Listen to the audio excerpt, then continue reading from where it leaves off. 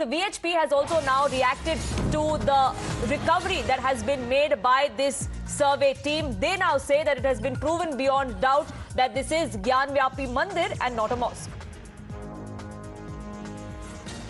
वाराणसी से ज्ञानवापी मंदिर में सर्वे के दौरान एक कमरे में शिवलिंग प्राप्त हो गया है। बहुत आनंद का समाचार और दोनों पक्षों की और उनके वकीलों की उपस्थिति में उसे प्राप्त किया गया है। इसलिए वो स्थान जहां शिवलिंग है वो मंदिर है, अब भी है, 1947 में भी था। Now the Muslim side of course is still resisting. Listen in to what they had to say after the recovery that was made by the survey team on the last day of its survey. मेरा कहना है कुछ कोई बाबा नहीं है, वो कहते हैं सुनिए।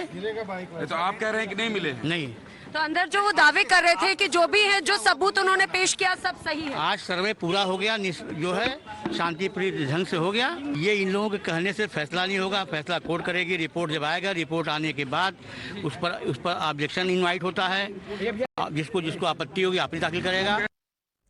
Now Times Now also spoke to the locals there to get their reaction on the same. Listen in to what the people of Varanasi had to say about the shivling that was found by the survey team this morning. बाबा ने सबको निवास कर दिए तो क्या हुआ, लेकिन काशी विश्वनाथ जो शिवलिंग आज जो निकला है आज के डेट में, हिंदू सनातन धर्म से हमारे हिंदुस्तान के जितने हिंदू भाई हैं, हिंदुओं के मंदिरों पे कोई राजनीति ना करे, हमारा धर्म है कभी ऊंचा रहेगा। बहुत खुशी है भाई, हम लोगों का मंदिर हम लोगों को वापस मिल गया। सर्वे में शिवलिंग मिला है, हमारे पूर्वजों का था, आज फिर वो हम लोग के आगे आ गया है। हम लोग से यही है कि भाई हम लोग बहुत खुशी है। आज भगवान बुद्ध की धरती खुशी में आज प्रधानमंत्री आ रहे हैं और एक खुशी की बात है कि आज के दिन है वो सर्वे में शिवलिंग मिला है, हम लोग को बहुत खुशी है। शिवलिंग मिल गया है, बहुत अच्छा लगा। कहीं ना कहीं हमारी भारत की सभ्यता और संस्कृति को मोदी जी और योगी जी ने बढ़ावा दिया है, ये हम उनके लिए आभार प्रकट करते हैं। Now, it's not just what the recovery team has found, it's not just what the locals are claiming. Times Now has spoken to all the stakeholders, including the petitioners like Vishnu Jain that we spoke to just a short while ago. The videographer that we spoke to also confirmed that the outer walls can see. Right, but before we get to that testimony, let's listen in to the Deputy Chief Minister of Uttar Pradesh. अमन चैन से disturbance की किसी को भी इजाजत नहीं होगी। जो शिव भक्त हैं वो कह रहे हैं कि हमें अपने भगवान शिव मिल गए हैं। नंदी कई वर्षों से प्रतीक्षा कर रहे थे, उनकी छाया अब दिख रही है। उस पूरे परिसर को अब सील भी करवाया जाने का आदेश जारी किया गया है, क्या कहेंगे आप?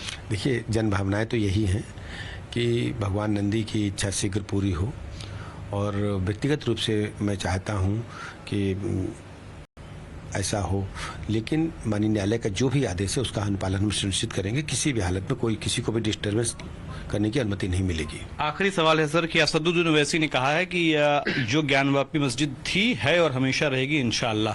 देखिए, इस प्रकार की बयानबाजी केवल सुर्खियां बटोरने के लिए है।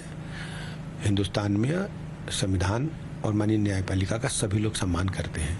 जो भी निर्णय माननीय न्यायपालिका देगी उसकी अनुपालना हम सुनिश्चित करेंगे। मतलब इस तरीके के बयान को आप कैसे देखते हैं? क्योंकि ज्ञानवापी इस तरीके के बयान केवल सुर्खियां बटोरने के लिए है, इसका कोई मतलब नहीं है।